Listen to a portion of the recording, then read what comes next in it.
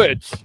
Joining us now on the Right to It guest line, former Pac-12 Network football analyst, proud Pittsburgh Panther, now the host of the new podcast, Y Option. Manuch? Well, here it is. Y is the designation for the tight end.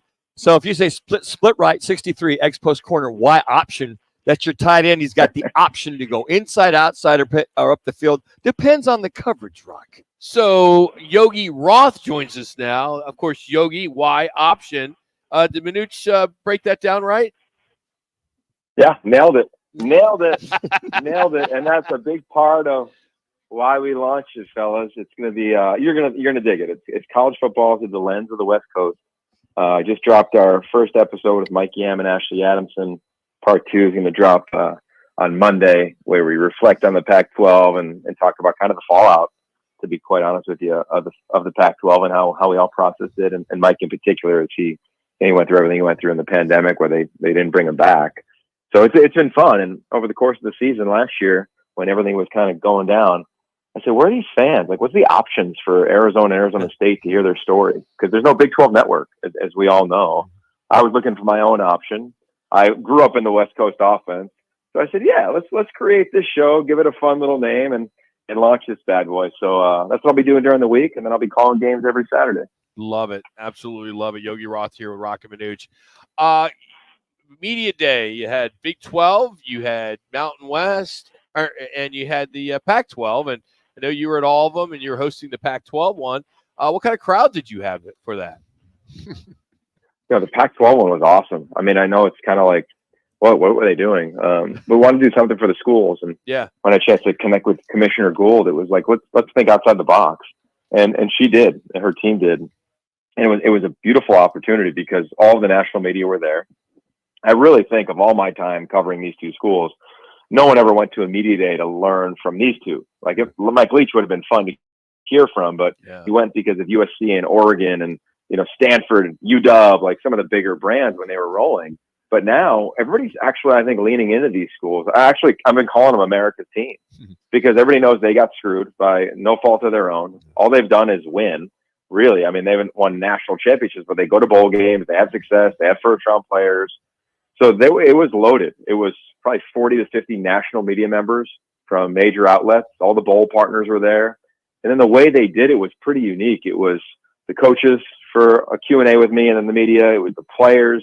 But then they brought back some greats like Ryan Leaf and Jack Thompson and Steven Jackson. And they went to town on like the pride they have for their university. So it was cool, man. It was different. It was fun. There was cocktails. We played a movie. We created a short film about the history of the two schools, the past, present, and future. So it was unique. It was probably definitely the most fun media day I've ever been to, because they're all pretty much the same thing, rinse and repeat. So Yogi, a two-part question here. What is it you're gonna take from the Pac-12 that you can move forward? And second of all, your greatest memory of covering the Pac-12?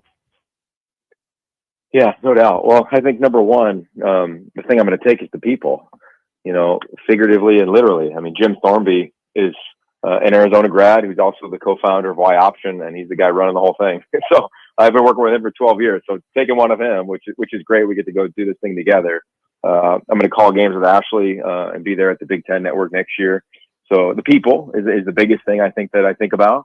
And then my greatest memory is probably doing things like this, just connecting to people. I mean, I remember calling great games, and whether it was at USC or at the Rose Bowl, like things I dreamt about doing as a kid, like, of course, Christian McCaffrey and Reggie Bush and coaching at SC. There's so many that I probably should write a book someday, because it's just so vast and so enjoyable and full of obvious drama over the course of the last 2 years or so, unfortunately.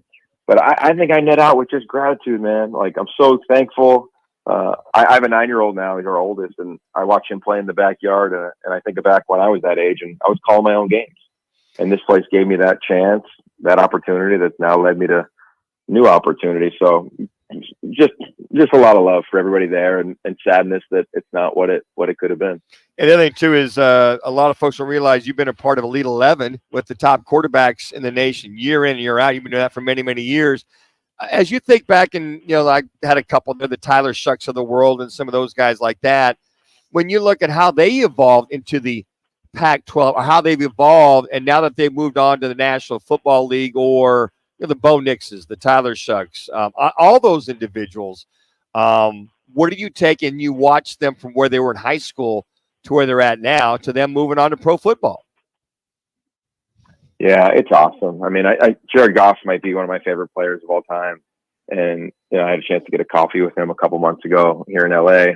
And yeah, I remember him being 160 pounds, spinning it in Northern California at a regional and then doing what he did as a number one pick. And now I think he's a real MVP candidate, having gone through a lot. I think he's entering his 8th or 9th year in the NFL. So I think of that at the Elite 11. Also think of the guys you missed on, right? Like Justin Herbert was injured.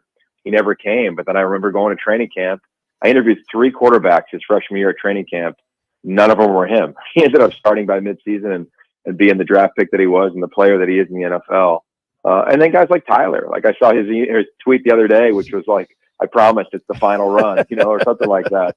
But what an experience, Sure. A guy with, you could argue, has the best hair in the history of Elite 11 quarterbacks.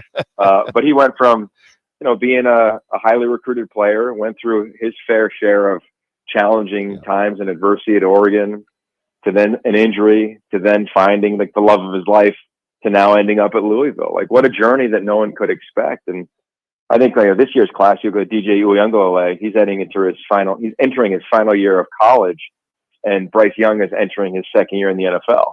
And they were both in the same recruiting class. So there's the stories that is like I tell the kids every year. We just finished Elite 11 a couple weeks ago again. And I told the parents this, verbatim, that the one thing you can guarantee is that it's not going to go as you imagine. And Chris Peterson told me that a couple years ago, and I've stolen that line with a ton of pride. Yogi Roth joining us. Got a new podcast out there called the Y Option. You got to check it out. What do you tell, or what kind of message do you give the fan base for Washington State and Oregon State as you look at their schedule? Couple, they have, I saw Purdue on the schedule for Oregon State. I think I saw Texas Tech, for Washington State, or vice versa. But when you look at what do you give that fan base? Because it's essentially a Mountain West schedule. Yeah, well, I say, one, I hear you and I feel you. And as Jack Thompson said, like, I think his quote was like, we're pissed and we want to kick everybody's what, and they should. And I think the team has embodied that. I also think that thankfully college football has expanded the playoff. And I think it actually gives them a great opportunity. I mean, even when it all went down last year, I can't tell you how many times Jonathan Smith and I talked and I said, hey, go be Boise, go be Chris Peterson. And every year you're going to be 11-1 or 12-0 and go to the playoff, and have a great life and go kill it there. And I hope he does that at Michigan State, but I think it's the same thing for Trent Braynow. It's the same thing for Jake Dickert, because they're going to be favored in their games. Now, any of us who follow Mountain West football know that Fresno State and Wyoming, like, that's a tough out now. Like, that is some old school. They're going to punch you in the face. They're going to be well schemed. I mean, none of these are going to be easy for them. Going to Boise, as Jake Dickert said, is more challenging than going to some schools that have not filled up stadiums in the Pac-12. And I would agree. I think going to Fresno State on a Saturday night is much harder than going to Stanford on a Saturday night, or going to Cal in recent years, or UCLA, or a lot of these schools that, quite frankly, just never filled it up.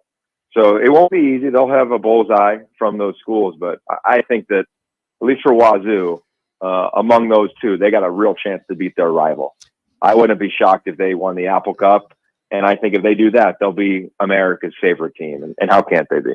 And Yogi, we talk about sometimes the rich continue to get richer with the NIL that's out there, what have you. And the latest, appeal court giving the opportunity for maybe college players becoming employees coming down the pike. And Rock and I talked about it. I had my HR hat on yesterday because I did that for many years at Motorola. And I said, well, if this happens, NCAA, number one, will be kaput, I think.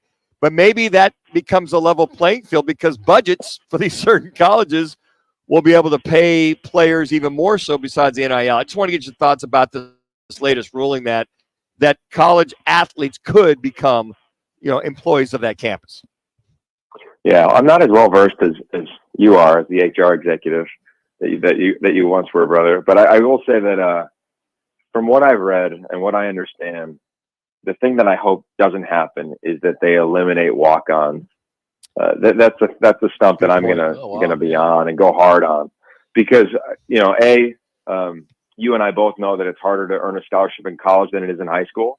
2 minutes in this era, and I've seen it too many times. You guys have as well, with what recruiting is and how players are, in my opinion, majority aren't prepared to navigate the emotional and or realities that go with recruiting visits as early as they're becoming. The money that's now in NIL. I talked to a coach the other day, and he's recruiting a player, and he kept asking the player why he kept taking the visit to the same school on an unofficial. And he goes, "Well, coach, every time I go, I get 10 grand." I just don't think like the world that the players are living right now, they're prepared to navigate unless they got great people around them. Because then when they get to college, they get hit in the face, and it's tough. So what do walk-ons do? Walk-ons are the ones that hit them in the face. And I think that walk-ons have not only proven to be players, and I say that, of course, biased as a former walk-on who got a scholarship and played, etc. But they're also future leaders, and hopefully a future president. Like, we need more and more people to meet sports and meet the adversity that they have, and then go find success. I mean, you look at a lot of the top successful people in business around the country or around the valley where you guys are. A lot of them are walk-ons, and found their way to get a scholarship and learn how to compete and push some scholarship players. If we go this employment route, I understand that, and part of me says, yeah, they should, because it's so chaotic.